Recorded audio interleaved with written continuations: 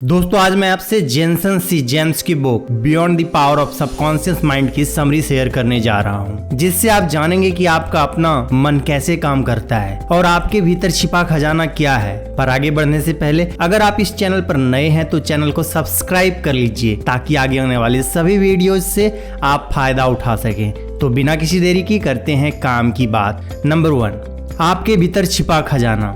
एक चुंबक का टुकड़ा अपने वजन से 20 गुना अधिक भार उठा सकता है, मगर यदि इस चुंबक की चुंबकीय शक्ति को नष्ट कर दिया जाए तो वह एक पंख को भी नहीं उठा सकता। इसी तरह दुनिया में 2 तरह के लोग होते हैं। कुछ लोग चुंबकीय व्यक्तित्व के होते हैं, वे आत्मविश्वास और सकारात्मकता से भरे हुए होते हैं। वे यह जानते हैं कि वे सफल होने और जीतने के लिए पैदा हुए हैं। दूसरे तरह के लोग वे होते हैं जो चुंबकीय शक्ति रहित होते हैं, अर्थात भय, शंका, असुरक्षा की भावनाओं से भरे हुए होते हैं। अवसर आते हैं और वो कहते हैं हो सकता है मैं असफल हो जाऊं, या मैं अपना धन गंवा बैठूं, या लोग मुझ पर हंसेंगे।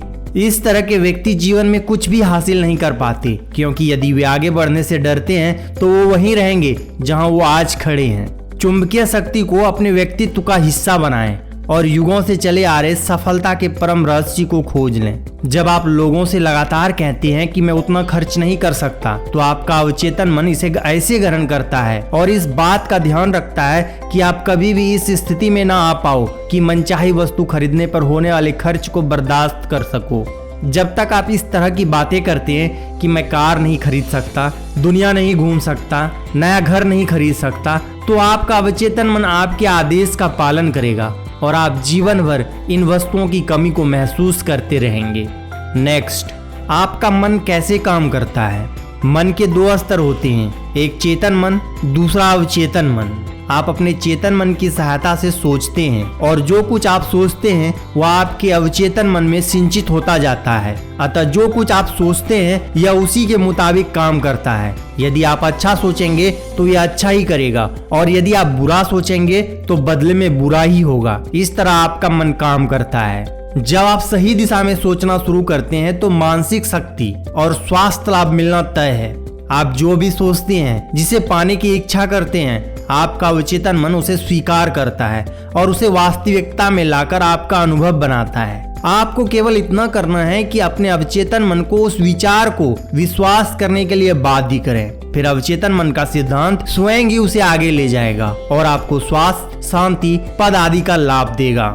याद रखें, आपका अवचेतन मन इनकी जांच नहीं करता कि आपके विचार सही है या गलत, सच्चे हैं या झूठे। वह केवल आपके विचारों और सुझावों के अनुसार काम करता है। उदाहरण के लिए, यदि आप विश्वास करते हैं कि कोई बात सच है, भले ही वास्तव में वह झूठ हो, आपका अवचेतन मन उसे सच ही मानेगा और उसके अनुसार काम करके परिणाम देने का प्रयत्न करेगा। वह आपके द्वारा चेतन रूप में बनाई गई धारणा का पालन करेगा। नेक्स्ट, अपने आप से संवाद यानी कि स्व संवाद की शक्ति।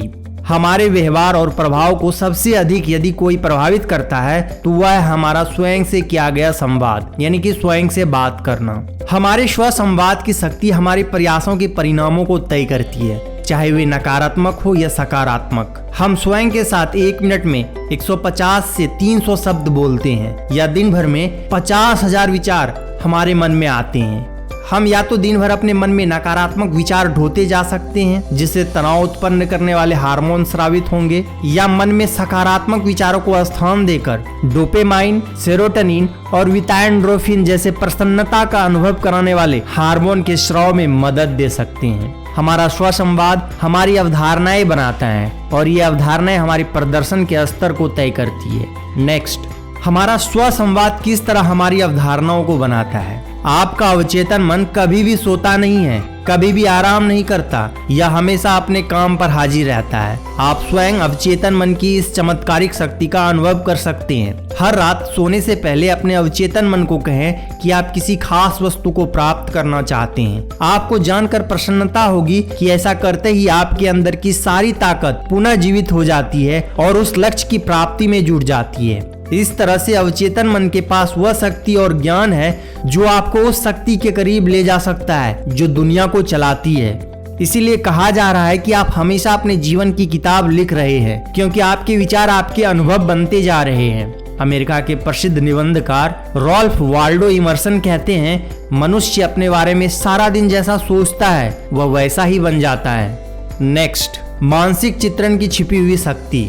प्रतिभाशाली लोगों के मन में अपने लक्ष्य को लेकर बहुत स्पष्ट तस्वीर होती है कि वे कहां जाना चाहते हैं और वे कहां जा रहे हैं। यह चित्र बहुत ही स्पष्ट होता है। यदि वे घर बनाना चाहते हैं तो उनके मन में घर की तस्वीर पूरी तरह से बनी होती है कि घर कैसे दिखेगा, कितने कमरे के होंगे, पड़ोस कैसा होगा, घर की कीमत कितनी होगी आदि। जो लोग अक्सर अपने लक्ष्य से पिछड़ जाते हैं, उनके पीछे रह जाने का कारण लक्ष्य का स्पष्ट चित्र उनके मन में ना होना ही होता है। यदि आपकी अभिपुष्टि है मैं अच्छा घर चाहता हूँ, मगर उस अभिपुष्टि को आपके मानसिक चित्र का सहयोग नहीं मिलता, तो उस पर लगने वाली मानसिक ऊर्जा कम हो जाएगी और इस लक्ष्य को पूर्ण होने में बाधा उत्पन्न करेगी। आइए इसे एक एग्जाम्पल से समझते हैं। जब आप लेंस को सूरज की रोशनी में किसी कागज पर रखते हैं तो वह कुछ ही सेकंड में कागज को जलाने लगता है, और वही लेंस जब आप यूं ही इधर उधर घुमाते हैं तो कुछ नहीं होता। इस बारे में ध्यान से सोचें।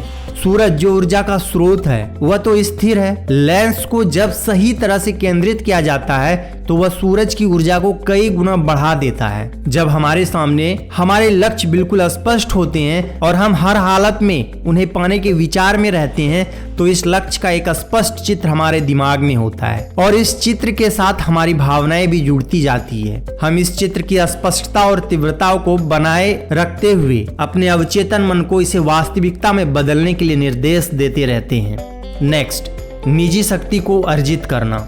आत्मसम्मान मन और आत्मा के लिए प्रतिरोधी तंत्र के समान काम करता है। आत्मसम्मान हमारा वह अनुभव है जिसके चलते हम स्वयं को दुनिया की चुनौतियों से मुकाबला करने के काबिल पाते हैं, स्वयं को योग्य समझते हैं और खुशी का अनुभव करते हैं। साथ ही स्वयं को इसका अधिकारी भी मानते हैं। जिन लोगों में आत्मसम्मान की भावना अधिक होती है वे इस बात को समझते हैं कि वे अपने जीवन का काम कर रहे हैं। वास्तविक आत्मसम्मान वह होता है जब लोग उसे तब भी धारण करते हैं जब उनके जीवन में कुछ सही नहीं हो रहा होता।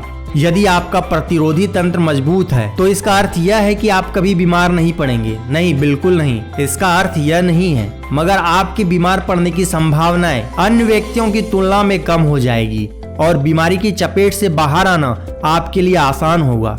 इसी तरह आत्मविश्वास के बढ़े चढ़े होने का यह अर्थ हरगिज नहीं है कि आप कभी दुखी या निराश नहीं होंगे। इसका अर्थ यह है कि आप में औरों के मुकाबले मानसिक आघातों को सहने की शक्ति अधिक है और यही आत्मविश्वास से भरपूर रहने का लाभ है। यदि आपके सामने कोई लक्ष्य है तो आप दृढ़ निश्चय के साथ उस लक्ष्य को प्राप्त करने में जुटे रहेंगे। ऐसा नहीं है कि आप असफल नहीं होंगे, मगर सतत प्रयास में जुटे रहेंगे और आपकी सफलता का प्रतिशत असफलता से अधिक रहेगा। नेक्स्ट, अपने इच्छित परिणाम किस तरह प्राप्त करें। एक मकान मालिक ने एक बार अपने घर की भट्टी को सुधरवाया और मिस्त्री द्वारा केवल एक पैच लगाने के लिए $200 मांगने पर उसने विरोध जताया। तो मिस्त्री ने कहा, मैंने 5 सेंट इस पेच को लगाने के लिए लिए हैं और बचे हुए $199 और 95 सेंट यह पता लगाने के लिए कि भट्टी में कहाँ दिक्कत है। इसी तरह से आपका अवचेतन मन भी कुशल मिस्त्री है। यह बहुत ही बुद्धिमान होता है जो आपके शरीर के हर हिस्से का उपचार करने की जानकारी रखता है, आपकी हर समस्या को सुलझाने की शक्ति रखता है। आपका स्वास्थ्य गड़बड़ाता है तो आपका अवचेतन मन उसे ठीक कर सकता है, मगर विश्राम इसकी कुंजी है। यह आसान है। समस्या के विस्तार में मत जाइए, बस उसके अंतिम परिणाम पर ध्यान दें। अपनी समस्याओं के खुशनुमा और संतोषप्रद समाधान की अपेक्षा करें, चाहे वह समस्या स्वास्थ्य की हो, धन की हो, रिश्ते की हो या नौकरी की हो। उस क्षण को याद रखें जब आप किसी बड़ी बीमारी से बाहर निकले थे। उस प्रसन्नता का अनुभव करें। नेक्स्ट, आपका अवचेतन मन और खुशी। ऑथर कहते हैं कि कई साल पहले मैंने आयरलैंड के पश्चिमी किनारे पर स्थित एक किसान के घर में एक सप्ताह बिताया। वह हमेशा गुनगुनाता, सीटी बजाता और हंसता मुस्कुराता दिखाई देता था। मैंने उससे उसकी खुशी का राज जानना चाहा तो वह बोला, खुश रहना मेरी आदत है। हर सुबह उठने के बाद और हर रात सोने से पहले मैं अपने परिवार, फसल और जानवरों के फलने फूलने की कामना करता हूँ और ईश्वर को धन्यवाद देता हूँ कि उसने मुझे बढ़िया फसल की सौगात दी। इस किसान ने पिछले पिछले 40 वर्षों से ऐसा करने की आदत बना ली थी। जैसा कि आप जानते हैं, जब विचार लगातार दोहराए जाते हैं तो वे आपके अवचेतन मन का हिस्सा बन जाते हैं और आपकी आदत में आ जाते हैं। उसने इस बात का पता लगा लिया था कि खुश रहना एक आदत है। तो दोस्तों, आज की वीडियो में बस इतना ही। आपको ये वीडियो कैसी लगी हमें कमेंट करके जरूर बताइए। वीडियो को लाइक करें, शेयर करें और चैनल को सब्सक्राइब करना ना भूलें। तो मिलते हैं नेक्स्ट वीडियो में। Thanks for watching.